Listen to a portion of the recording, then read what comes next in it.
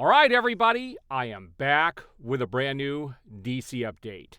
And first off, I wanted to thank every single one of you out there that watches my channel and supports my channel. I'm having another huge month here on YouTube, and I couldn't do that without you guys. You guys make it possible for me to be able to run my channel, and I cannot thank you enough. And if you're new here and you end up liking the video, please take the time to like the video, subscribe, and hit that notification bell so you will be notified when I have new videos go up. And after looking at some of the analytics, it looks like half of my viewership are non-subscribers. If you watch my videos on a regular basis, what are you waiting for? Go ahead and subscribe.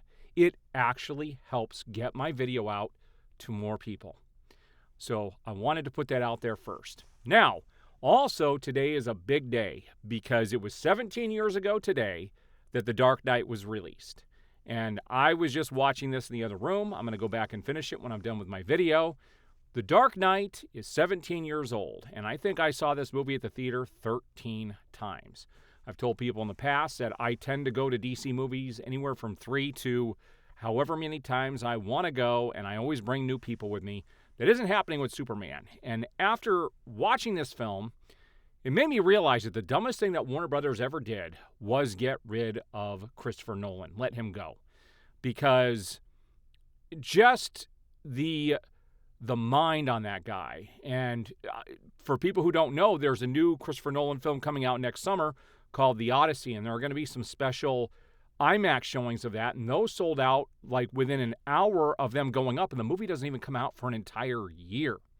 And so he's a big name, and Warner Brothers let him go. And we're going to find out who James Gunn is snuggling up to in today's video, because there's a couple guys he's snuggling up to all of a sudden.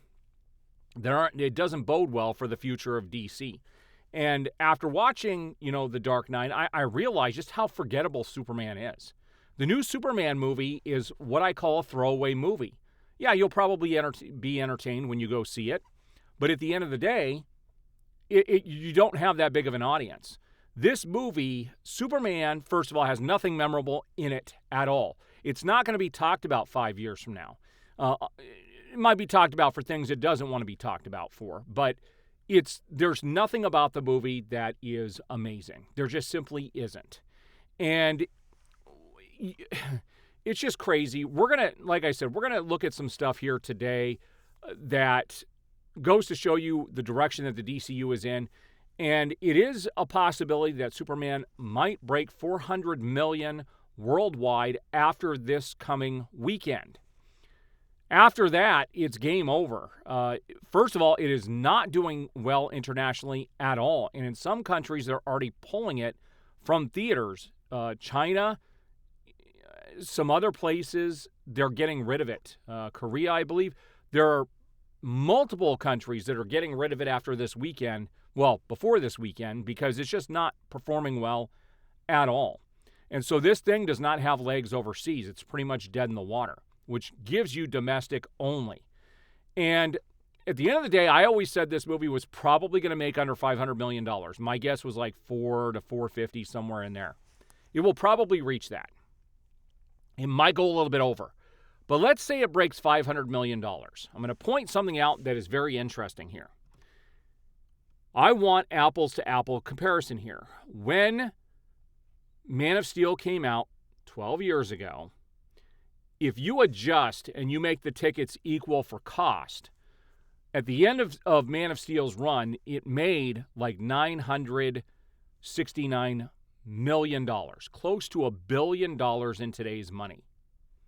Let's say that Superman does break 500 or gross 550. That means you have half of the viewership that you had with Man of Steel. There are more people in the world than there was 12 years ago. And you have half of your audience. And what I realized the other day is that Warner Brothers is no longer making movies to make money. They're making movies for reviews, for positive reviews. Yes, Superman has positive reviews. But if you only have half of your audience or a small audience and you're only pleasing a small audience, that is not going to bode well for any of the other films that you're making.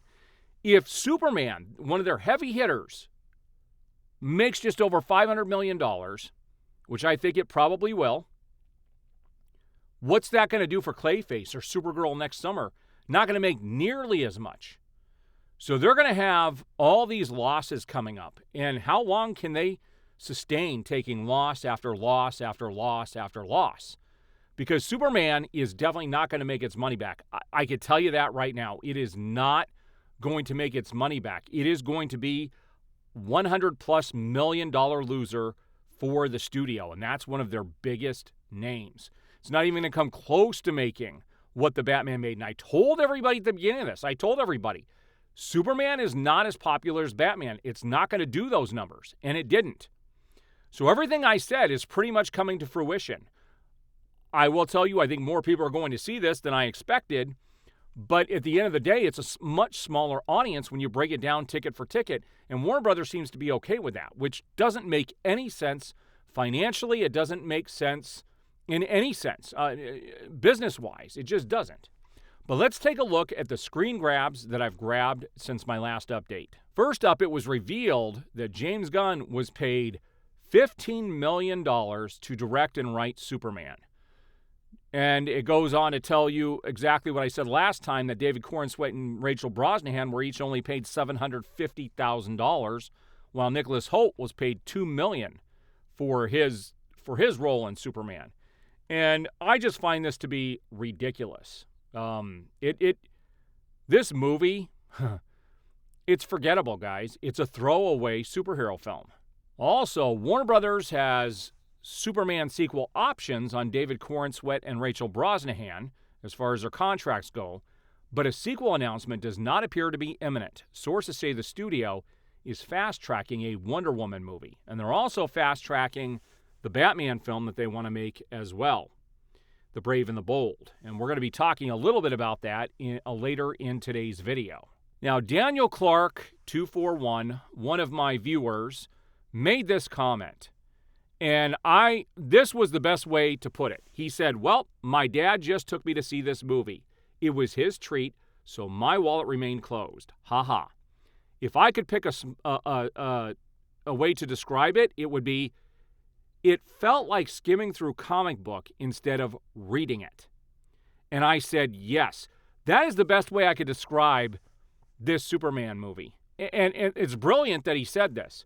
Because, as I'm getting older and I'm collecting, I have 26 boxes full of comic books, I'm now gathering omnibuses, hardbound versions of the best stories that I've read over the years so that I can actually read those. And I'm taking my time to really read them and really get into them and not just skim through it like the month-to-month comics that I usually get and just read through it.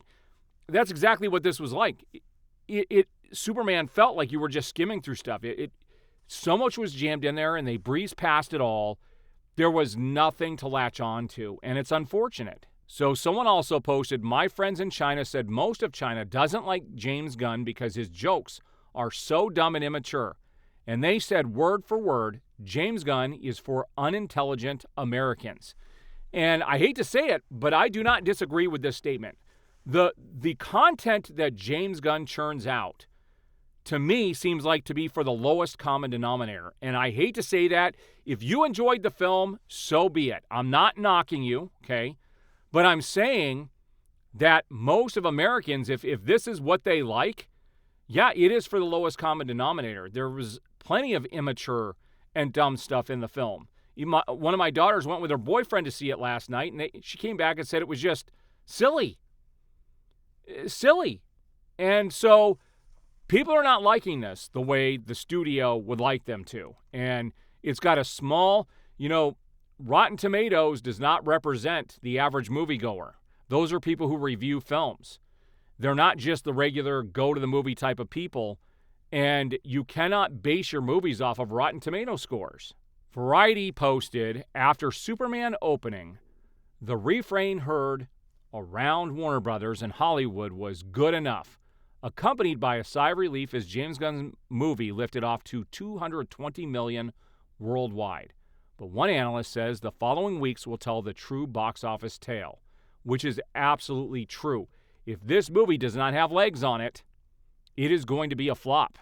Now, this was to be expected. Of course, they're going to do this. Hollywood has this hate for Hal Jordan. But James Gunn says Lanterns is Jon Stewart's story. We're going to see when this comes out if this resonates with audiences. But again, I showed you guys the still in the last video of Nathan Fillion talking about how many F-bombs he drops in this. It's just going to be immature. Now, this is something that I grabbed that I thought was freaking hilarious. So, somebody posted this. This is from The Office. I guess it's a fan channel. And it said, if DC wasn't afraid of success. And it shows Dwight Schrute, bald, as Lex Luthor. And you've got John Krasinski as Superman. And I thought, this actually cracked me up. I thought this was pretty funny. I thought I would share this. Also, the official DC brand pages for Wonder Woman, Batman, Green Lantern, and Harley Quinn have rebranded. They basically changed all the logos on those channels, and you can see those in the video here. It just looks incredibly simple and cheap.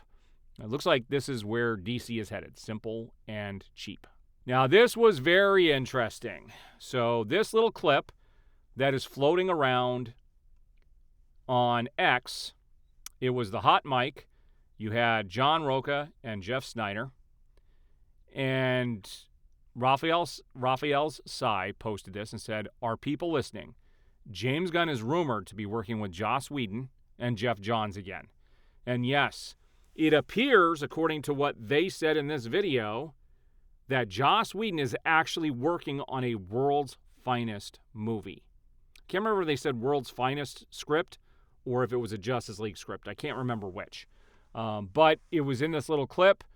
So it looks like James Gunn is cozying up to these people again that really pissed off. Like, I don't understand how Warner Brothers can keep making the same mistakes over and over and over again. These individuals were the ones that helped destroy the DCU when they turned everything into a comedy and the audience rejected it.